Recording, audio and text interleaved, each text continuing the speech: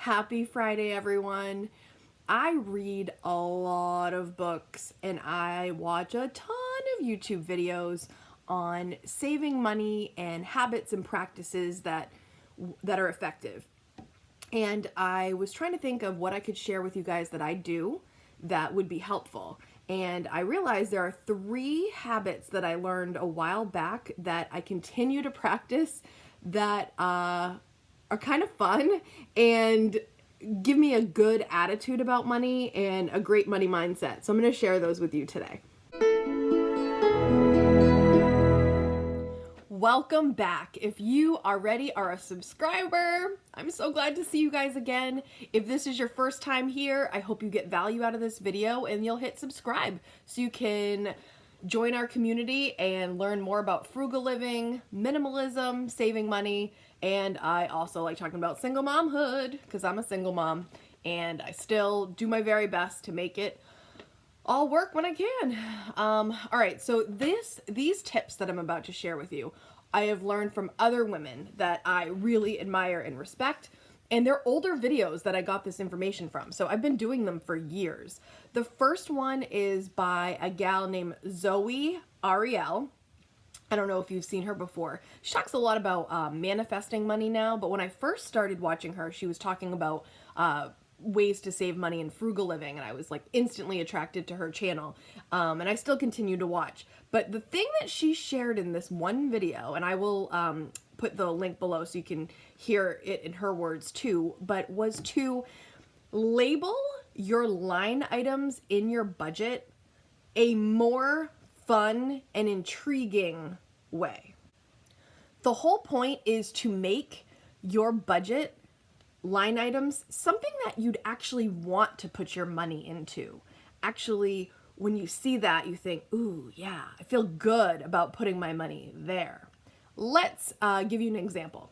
If you have your mortgage, paying my mortgage or paying my rent, but if you put Love Shack or Sanctuary, then you're kind of like, I don't really feel as bad about spending my money there.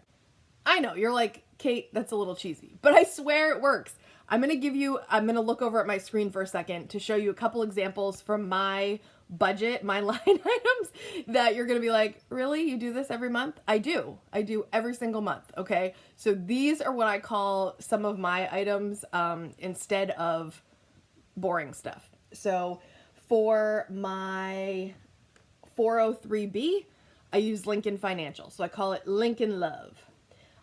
Instead of phone bill, I put terrific texting. Instead of internet, I just put YouTube because I like spending money on YouTube, but not on Spectrum because you guys know how I feel about Spectrum. Instead of gas, great. Spending money on gas, I put fuel for fun. Isn't that way better than gas? And then instead of grocery bill, I have grocery greatness. It just sounds a little bit more pizzazz. I even label my categories differently. If you've seen my budgeting video, I have savings, household, giving, and lifestyle.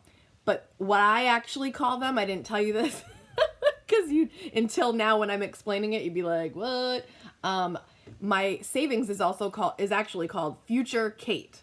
So Future Kate, the future Kate, is going to have more money.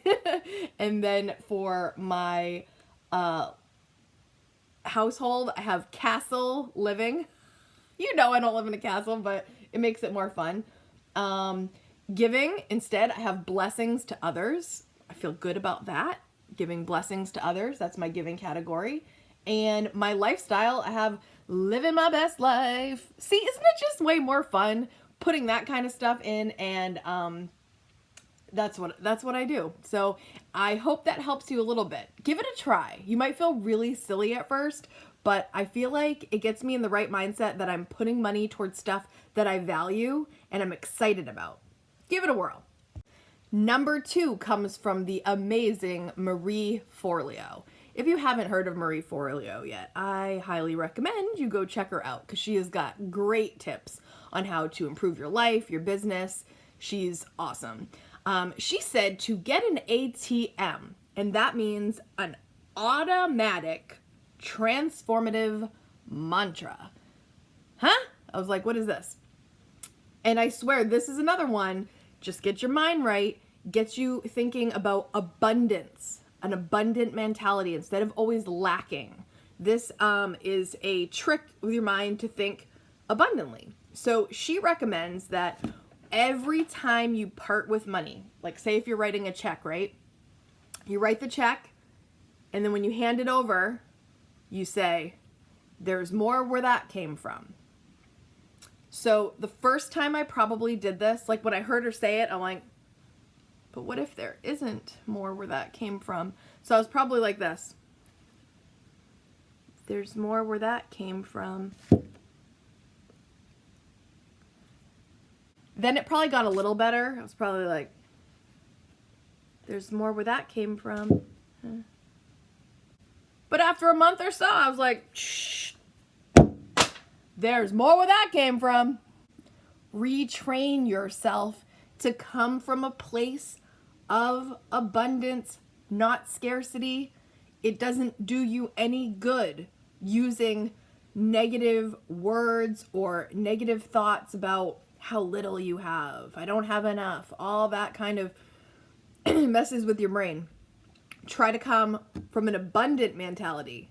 There's more where that came from. And if you feel a little silly at first, fine. You know I did. I just told you I did. But give it a practice. See how you feel. And I swear I feel a lot better now when I write checks and I part with money because I know there's going to be more. And the last one I learned from Kate Northrup, a fellow Mainer. I just adore her. She wrote the book Money, a Love Story, which I talked about in the beginning of the year. I talked about that book I read, The Slight Edge, and some other books that were really transformative. Kate Northrup gave me this tip again years ago in a video, and I will link that one below. She says to respect your money because more money comes where it is respected.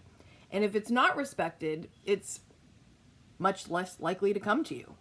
Where do you guys like to be? Where you're respected and loved.